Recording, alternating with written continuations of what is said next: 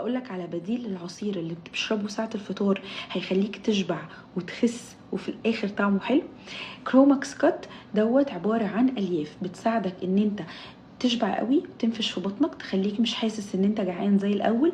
وفي نفس الوقت فيه كروميوم، ده بيساعدك على انك ان هو ينظم لك معدل سكر الدم، فبالتالي ما تحسش بالجوع بشكل كبير ووزنك ما يبقاش يزيد. تالت حاجه فيها شاي اخضر وقهوه خضراء، ودول بيظبطوا لك معدل الحرق. وطعمه بطعم التفاح الاخضر، طعمه حلو جدا وزي العصير بشهاده كل الحالات اللي جربوه. كروماكس كات هاخده على 200 مللي ميه، هفتح الكيس على 200 مللي ميه وهقلبه وهشربه، واشرب بعديه كوبايتين ميه، اروح اصلي المغرب وارجع. هيقفل معايا قوي قوي قوي، مش هبقى حاسس ان انا جعان زي الاول، بالعكس هيخليني اكل كميه قليله وهيساعدني على التخسيس.